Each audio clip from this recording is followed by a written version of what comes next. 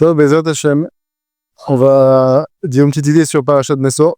Tant qu'on est encore en Galout ou encore dans le Olam Asiya, dans ce monde, alors on est dans le travail des madrigot, des niveaux. On est sur une échelle. Chaque personne a un autre niveau, chaque personne, même entre tzadikim, chaque tzadik, il a un autre niveau. Bezrat Hashem, à la Géoula, il y a quelque chose qui va changer, c'est que tous les niveaux, en fait, tout un Israël, en fait, va devenir au même, il y aura plus de niveaux, en fait. Les niveaux vont disparaître, et en fait, tout le monde va devenir un. Et ça, c'est le sort de ce qui est marqué dans la Gemara, à la fin de Ta'anit, que Akadosh Baruch Hu, Atid Akadosh Baruch Hu, la sorte Machol Tzadikim. Hachem, à l'Atid Lavo, à la fin de cette galoute, il va faire, en fait, un Machol, un cercle aux Tzadikim. Mais c'est pas que les tzadikim, c'est tout un Israël, en fait. Tout un Israël va danser dans ce même cercle.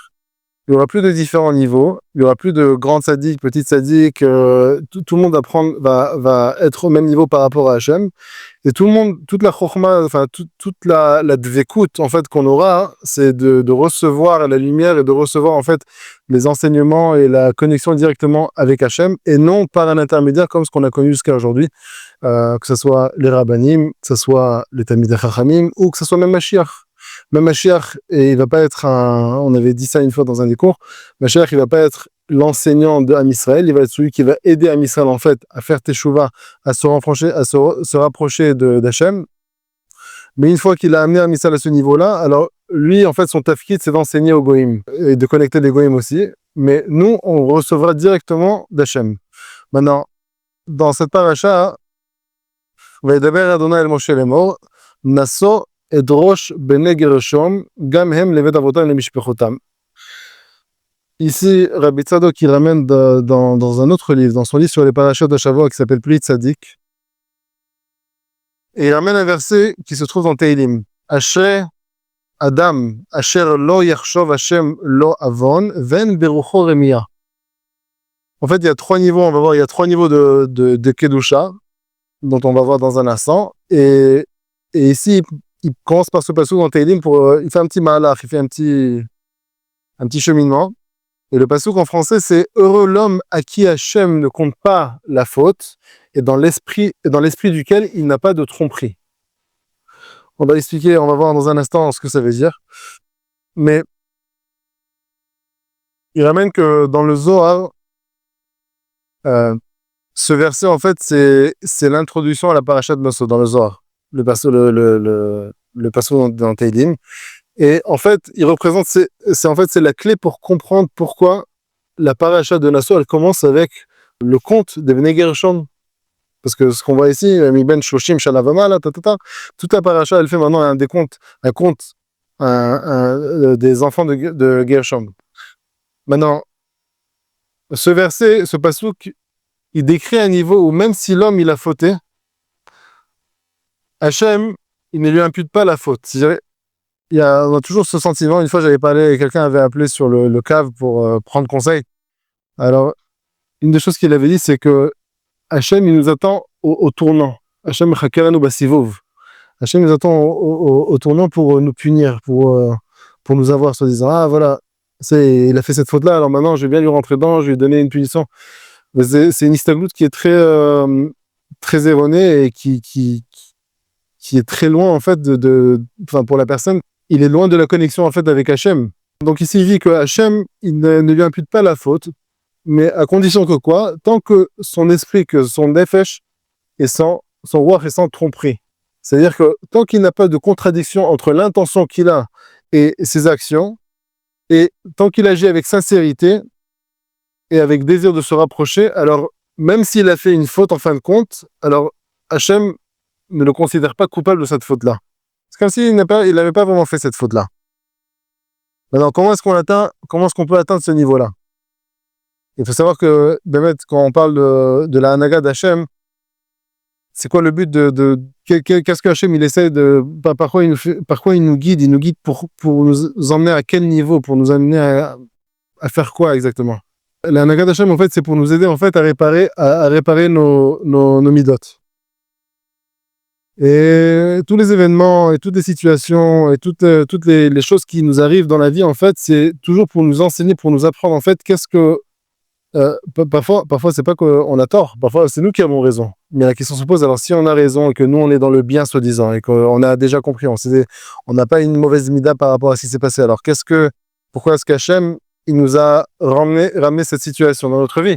Stam, parfois ça n'a rien à voir avec qui a raison et qui n'a pas raison. Parfois ça a juste à voir, parfois c'est bémet parce que Hachem, même quand l'autre, il a tort et que nous avons raison, même dans ça, il y a un enseignement que nous devons en fait capter, que nous devons intérioriser en fait de ce qui s'est passé. Et si nous avons intériorisé cet enseignement-là et que nous avons réussi à purifier, à raffiner une certaine mida, que nous avons construit notre nefesh, alors ben, c'était l'intention, c'était l'objectif de ce que Hachem nous a emmené dans notre vie en un moment. Comment est-ce qu'on atteint ce niveau-là? Rabbi Tzadok qui dit, si on suit l'ordre de la paracha, elle poursuit le recensement des familles de Lévi, mais contrairement à l'habitude, elle passe Gershom avant Merari. Si on va d'après le Seder, c'est d'abord Kehat, ensuite Gershom, c'est Gershom, Kehat et Merari. Et donc, pourquoi est-ce que Hachem il place dans le passage Gershom avant Merari? Neso Gam et Rosh Merari élève aussi la tête des enfants de Gershom, qui représente en fait un langage d'élévation. Maintenant, l'ordre de maître, il aurait dû être différent. Ça aurait dû être, comme on l'a dit, Kehat, Gershom, Merari. Maintenant, qu'est-ce que chacun représente? Kehat, c'est lui qui porte le Aaron Abrit. Et Kehat, c'est le niveau de la Torah, l'étude de la Torah. Merari, lui, portait les Krashim et tout ce qui était les Kelim, en fait. Et ça représente l'action. Ils étaient chargés des structures lourdes du sanctuaire. Et Gershom, c'est l'aîné de Lévi, c'est le Bechor. Et lui, il était responsable des Yeriot et des Oalim, des rideaux et des tentures. Et ça, c'est le niveau de la prière. Donc, nous avons le niveau de la Torah, ça c'est Bene Kehat. Nous avons le niveau de l'action, c'est Merari. Et Gershom, c'est le niveau de la prière. Et Rabbi Tzadok qui dit que la Torah place Gershom avant Merari, soulignant ainsi que la prière, même si elle semble plus légère ou secondaire, détient une élévation unique, surtout lorsqu'elle est dépourvue de ruse intérieure. Ce qui la relie à la dimension de pureté mentionnée dans le verset. Au tout début, nous avons dit le verset dans Télim, Asher Adam, Asher lo yershov Hashem, lo avon, ve'en berucho remia. Heureux l'homme à qui Hashem ne compte pas la faute et dans l'esprit duquel il n'a pas de tromperie. C'est-à-dire que c'est pas juste si la personne elle a fait la faute ou n'a pas fait la faute. Même si tu as fait la faute, Hachem, il regarde qu'est-ce qui était dans ton intention, dans ton cœur. Est-ce que tu as fait une tarboula? Tu as fait une combine, comme on dit? Est-ce que ton intention, elle suit l'action ou pas? Nous avons dit que même si la personne elle se trouve parfois dans la faute, ça ne sera pas considéré une faute pour elle si Bémet dans son cœur et dans son intention, elle ne veut pas cette faute-là, elle veut Bémet se connecter à Hachem. Maintenant, par rapport à ce travail, parce que nous avons un travail qui est au niveau de la Torah, d'étude de la Torah, et il y a des neshamot qui sont plus connectés à celle de la Torah, il y a des neshamot qui viennent plus dans leurs racines du travail manuel, des actions, et ça c'est plus Merari, et des personnes qui sont plus connectées à la prière. Nous avons tous les trois en nous, mais d'autres, chacun est plus connecté à une de ces trois choses-là ou deux de ces trois choses-là. Est-ce que la personne elle cherche Hachem avec la faute? Non, si la personne elle cherche la faute, elle veut se connecter à la matérialité, à ce monde, même aux choses qui sont interdites. Alors chez ça, le Gemara a dit que dans son intention, elle n'est pas vraiment avec Hachem. Celui qui cherche la faute, même si tu dis que non, je cherche la connexion, mais ça travaille la faute. Hachem, il sait exact, il connaît ton intention. Mais si la personne veut mettre qu'elle cherche Hachem, et il y a des fois, où même si elle cherche Hachem, et tout ce qu'elle dans sa volat Hachem, et elle essaie d'être tzaddik, et elle cherche la prière, et l'étude de la Torah, et les mitzvot, et parfois cette personne, elle tombe, cette faute-là, si dans son cœur, et c'est Hachem, il le sait, si dans son cœur, Bémet, il cherche pas cette chose-là. Mais dans tous les cas, il est arrivé à faire une faute. Alors dans ce cas-là, cette faute-là, c'est pas lui qui fait la faute, c'est Hachem qui lui a mis dans son chemin. C'est bon?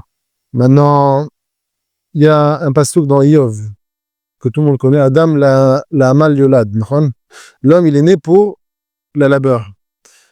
Mais ce passouk-là, il ne parle pas de quel labeur, de quel labeur il s'agit. De là, il y a un secret qui dévoile en fait que chaque âme, chaque neshama a été créé pour un type d'effort différent. Et ça, c'est le rapport avec ce qu'on a dit, qu'il y a Gershom, il y a Merari, il y a Kehat. Chacun, il a un autre travail à faire. On parle de labeur, d'après le passouk. Certains ont leurs racines dans la Torah, comme nous avons dit, et ils sont comme Kehat, d'autres s'expriment par la prière, ils sont plus comme Gershom, et d'autres sont appelés à servir Hachem par les actions, par les mitzvot au quotidien. Et ça, c'est Merari. Et c'est quoi le rapport donc avec le passouk qu'on avons dit, nous avons dit dans Tehillim, heureux l'homme à qui Hachem ne compte pas la faute, et dans l'esprit duquel il n'y a pas de tromperie. C'est quoi le rapport avec ce passouk-là? Tant que l'action de l'homme est faite pour le Shem Shamaim, sans tromperie dans le cœur, c'est pas que elle fait une action soi-disant qui peut paraître les Shem Shamaim, mais dans son intention Hachem, il sait que non, c'est pas mettre les Shem Shamaim. Donc c'est ce que la signification du passouk, sans tromperie dans le cœur. Alors même s'il n'est pas un érudit, un homme de Torah ou de prière, alors son effort honnête est inclus dans les clans de Kedusha et ses fautes ne lui sont pas imputées. C'est quoi qu'il arrive par la suite, si Bémet son intention était Bémet et Shem Shamaim, alors ça n'a pas d'importance en fait si tu es de la racine de Gershon, de Kehat ou de Merari. Tant que ton intention est le Shem Shamaim, alors tu fais en fait ce que tu dois faire en fait dans ce monde, ce que Hachem il attend de toi dans ce monde-là.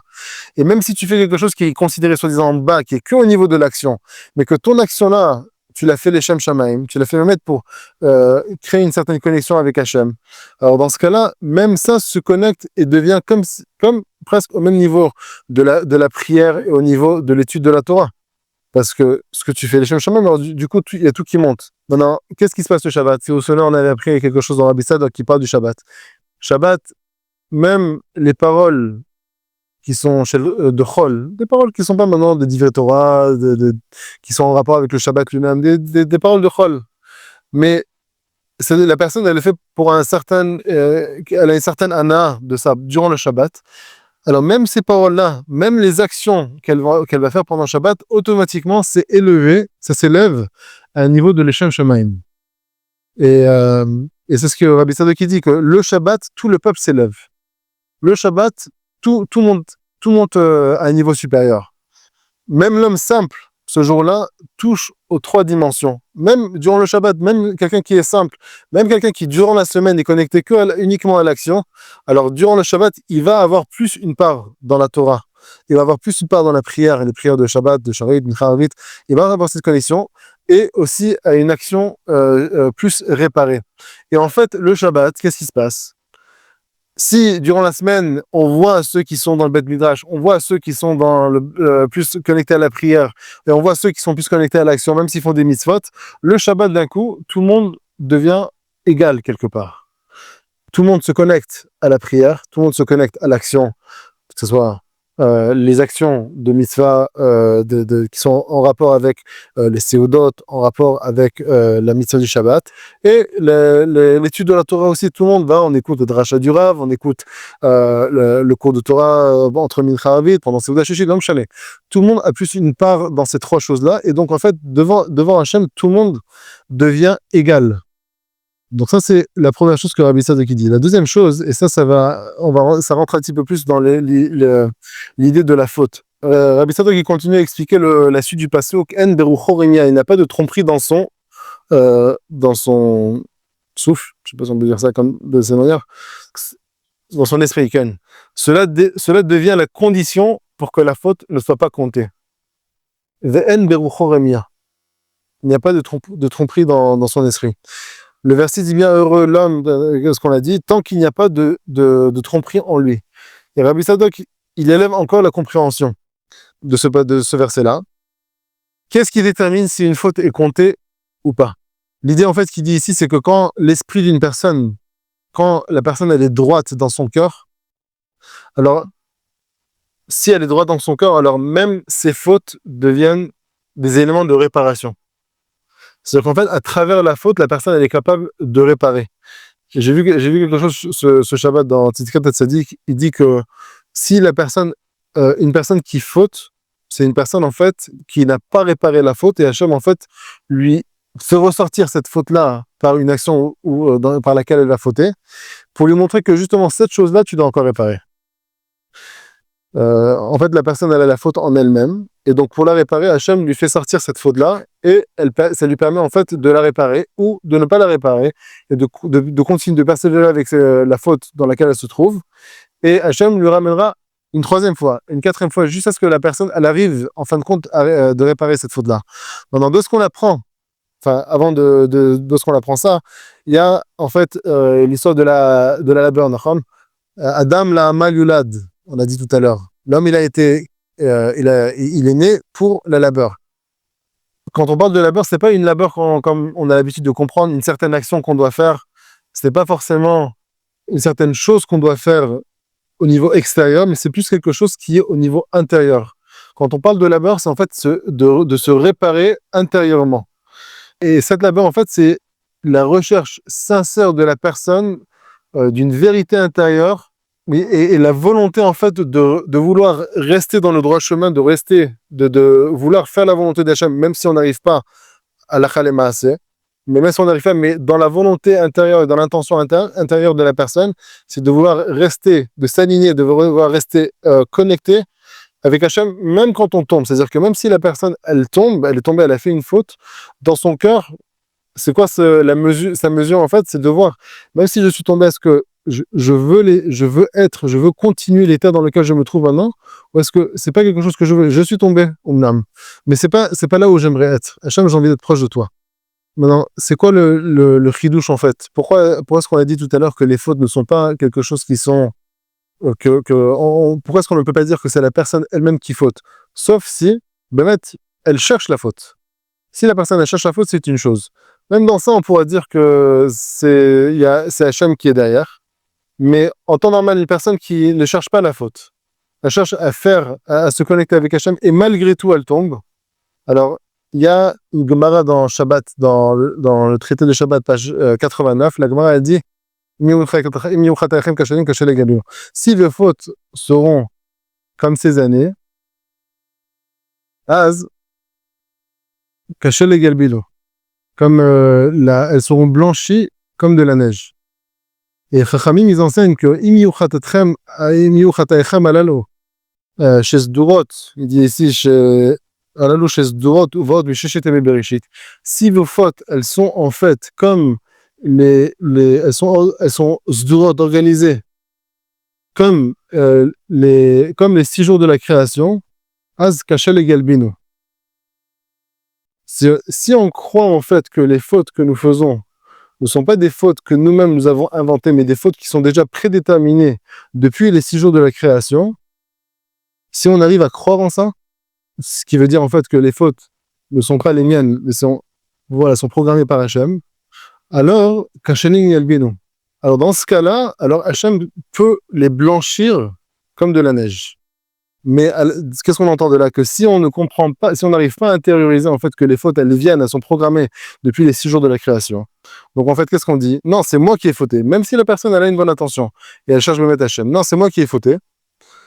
Alors, dans ce cas-là, alors il n'y a pas caché les galbino. Hachem ne les blanchira pas. Et ça, c'est le sort de ce qui est marqué dans le traité de Yoma par rapport à la Teshuvah. Teshuvah avec crainte et Teshuvah avec amour. C'est quoi Teshuvah avec amour? Si la personne, elle comprend que tout vient d'Hachem et que même ses fautes, c'est Hachem qui les a programmées dans sa vie. Pas programmé Stam, parce que c'est en rapport en fait avec ce que la personne elle-même doit réparer. Comme ce que Rabbi Sadok il explique, que les fautes que la personne elle faute, c'est en fait l'expression de son éloignement d'Hachem. Hachem lui met la faute dans son chemin pour lui montrer, regarde, tu es encore loin. Et tu es loin dans quel domaine? Dans la faute que tu as fait. Donc si tu comprends le message et tu te rapproches justement dans cette chose-là, donc en fait la faute, Hachem ne lui remettra plus la faute dans son chemin. Donc, si je comprends en fait que tout est programmé et vient d'Hachem comme les 6 jours de la création, donc Hachem il peut blanchir ces fautes-là. Et ça, c'est le sort de la Teshuvah avec Ahava, que quelqu'un qui fait Teshuvah avec Ahava, les zdonot, les fautes intentionnées de la personne, elles sont transformées en srouyot, en mérite, comme s'il avait fait des mitzvot, Bémet, parce que finalement, qu'est-ce qu'il a fait? S'il a compris que c'est Hachem qui lui a mis ça dans son chemin. Donc il n'a fait que la volonté d'Hachem, comme par rapport à David Ameller, qui a fait, c'est pour ça que le passage qui dit, Ven berucho remia, qu'il n'a pas de tromperie dans son esprit. C'est-à-dire, qu'est-ce que tu cherches? Non, j'ai fait la faute, non, parce que c'est Hachem qui a mis la faute dans mon chemin. Mais Hachem, il sait que maintenant tu cherches la faute, que c'est toi qui cherches la faute. C'est pas Hachem qui l'a mis dans ton chemin. Donc là, il y a la tromperie c'est là où la personne doit être honnête avec elle-même, et Hachem, dans tous les cas, il sait ce qu'il y a dans son cœur. Mais plus que ça, David Amelech, il dit, Lecha levadecha chatati, à toi seulement j'ai fauté, ve'ara be'enecha asiti, et le mal à tes yeux je l'ai fait, les mains titzak bedovecha, pour que ce que tu as dit, que tu aies raison, que je vais tomber. C'est qu'en fait, il a fait la faute. Pourquoi? Pour donner raison à Hachem, se disant. Dans ce cas-là que tu as dit, ou dans n'importe quel cas, quelqu'un, il avait une bonne intention de faire quelque chose de bien. De là est sorti quelque chose de mal. La personne, elle doit être convaincue que ce qui s'est passé, c'est Hachem qui lui a mis dans son chemin. Mais elle doit prendre responsabilité dans le sens où, pourquoi est-ce que Hachem a mis ça dans mon chemin? C'est, ok, c'est toi Hachem. Alors, c'est-à-dire que, ok, alors je me débarrasse de comprendre les rémazim. Hachem t'a envoyé ça pour t'aider à te réparer. Pas pour que tu te culpabilises de ce qui s'est passé, quoi que soient les conséquences. Ne te culpabilise pas. Par contre, prends responsabilité. Ne culpabilise pas en te disant, c'est moi qui ai fauté, je suis un misken, voilà, regarde où est-ce que Hachem tu m'as mis, je suis à zéro, je suis rien du tout, je suis en manque de rien. Non, c'est pas la réaction que tu dois avoir. Tu dois savoir que, ok, j'avais de bonnes intentions? Oui. Hachem, tu le sais? Oui, tu le sais. Alors, pourquoi est-ce que Hachem, tu m'as remis ça dans ma vie? Archiou Hachem, il avera une faute, Pourquoi est-ce que tu m'as remis ça dans ma vie? Pourquoi tu essaies de m'enseigner quelque chose? Tu veux me renforcer dans une certaine mida, tu veux me renforcer par rapport à une certaine faute, par rapport à ça. Parce que c'est toujours un rapport.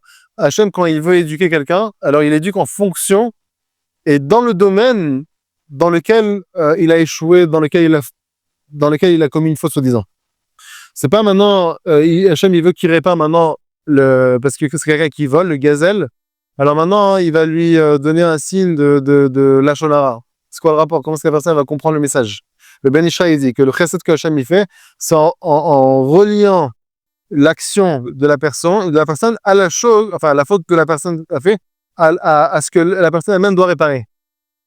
Ça, c'est le grand chesed que Hachem il fait avec nous. Mais donc, si maintenant, il y a eu un chilul Hachem, il y a eu une faute qui a été commise, même par moi ou pas, ou j'ai fait fauter quelqu'un d'autre, ça n'a pas d'importance, sache que la faute, le domaine de la faute, ça a un rapport avec ce que toi, tu dois réparer. Et si toi, tu as compris ça, et tu as compris, même si tu sais pas exactement précisément ce que c'est, mais tu as compris qu'il y a quelque chose que tu dois réparer là-bas, et tu demandes à Hachem, montre-moi précisément ce que je dois réparer là-dedans. Montre-moi c'est quoi la mida que je dois réparer. Montre-moi c'est quoi la réparation que je dois faire. La faute, c'est toi. La faute, c'est toi qui me l'as mise dans mon chemin. Mais tu ne l'as pas mise pour rien. C'est ça la nuance. Bikiso. Si je résume, en fait, la première chose que Rabbi Tzadok nous a enseigné, c'est que chaque personne, en fait, il a une racine unique dans le service d'Hachem. Geshon, Kehat, Merari. Tout le monde est les trois. C'est comme quand on avait dit ça, par exemple, Meshach ben Yosef, Meshach ben David. Il n'y a pas que ça ou que ça. Même Meshach ben Yosef, il fait le travail de Meshach ben David, et Meshach ben David, il fait aussi le travail de Meshach ben Yosef. Il y a trois prix notes ici dont Rabbi Tzadok qui parle de Gershon, Kehat et Merari. Il y a certaines personnes qui sont plus dans la main-d'œuvre, dans le travail, dans l'action. Il y en a d'autres qui sont plus dans la prière. Il y en a d'autres qui sont dans l'étude de la Torah. Mais ça ne veut pas dire que celui qui est dans l'étude de la Torah, il n'est pas connecté aussi à un certain degré à la prière et à l'action. Il fait aussi. Et celui qui est connecté à l'action, ça veut dire qu'il n'a pas une part aussi dans la Torah et dans la prière. Tout le monde a les trois. Et chacun, il a un caractère dominant. Mais on a les trois en nous. Et par contre, Shabbat, tout le monde s'élève et tout le monde devient égal. Mais quoi qu'il en soit, les Goïms, ils suivent Israël par la suite. C'est-à-dire que Mashiach, il enseigne la Torah. Am Israël s'élève et aussi il s'élève. Mais ils sont toujours un petit peu derrière. Mais ils s'élèvent aussi. Et en Shabbat, nous avons vu que Shabbat, c'est Me'ein Olam Haba. Et Olam Haba, tout le monde est égal. Et le Shabbat aussi, tout le monde s'élève. L'action et la prière et la Torah, tout le monde s'élève et est égal le jour du Shabbat. C'est-à-dire qu'en fait, Gershom, Merari et Kehat, finalement, il n'y a pas vraiment de différence entre les trois le jour du Shabbat. Parce que c'est une sorte de tachlit, c'est une sorte d'objectif, de but final que représente le Shabbat. Et Comment? Ken, mais non, non, et comme nous avons vu plusieurs fois que le travail de Mashiach, c'est de transformer ce Yosher, cette échelle, ce cave Yeshar, qui représente en fait les degrés, les niveaux, l'échelle, de le transformer, de le rendre un cercle où tout le monde est égal et à la même distance du centre. Ça, c'est le tafki du Mashiach, de montrer que tout le monde est égal. Et ça, nous le ressentons le Shabbat. Et durant la semaine, quand la personne, elle fait ses actions, les Shem Shamaim, mais c'est ce que nous apprenons en fait de cette paracha, de ce petit enseignement de Rabbi Sadok, c'est que si la personne, elle fait Bémet, ce pourquoi elle est venue au monde, elle est plus connectée à l'action, alors elle fait son action, les Shem Shamaim. Elle, c'est la prière, elle va le mettre, pas pour recevoir elle-même, pour Hachem, c'est pas un distributeur, allez, Hachem, donne-moi la parnassa, le zivug, la santé, non, les Shem Shamaim pour me connecter à toi, Hachem, et vous savez, tu peux me donner aussi, ça fait plaisir. Ou l'étude de la Torah aussi, que le Ramchal dit, c'est le niveau le plus élevé pour se connecter à Hachem, pour les Dabek B'Hachem, c'est l'étude de la Torah. Si la personne, elle fait ces trois choses-là, les Shem Shamaim, alors il n'y a plus de différence entre les trois. Et ce qu'elle a fait, c'est la même chose que la personne qui a étudié la Torah, et c'est la même chose que la personne s'est connectée à Hashem, les Shem Shamaim à travers la prière. Donc, le Ikar ici, c'est pas de voir ce que je peux gagner des mitzvot ou des actions que je fais, que ce soit un kavod, que ce soit un gain personnel, ou que ce soit un plaisir personnel, mais de voir comment je peux utiliser l'action, la prière, l'étude de la Torah, comme intermédiaire pour me connecter à Hachem. Et ça, c'est mettre les Shem Shamaim. Mais si je fais ça, alors il n'y a plus aucune différence entre la personne qui a reçu le tafkid, le rôle par l'action, et celui qui a reçu dans ce monde plus par la prière, et celui qui s'est connecté plus, qui a reçu le rôle de se connecter à Hachem plus par l'étude de la Torah. Tout le monde devient égal, et ça, c'est le but. C'est le but final, c'est le tachlit qu'on ressent un petit peu, dont on a vu un petit peu durant le Shabbat. Top, les attachés.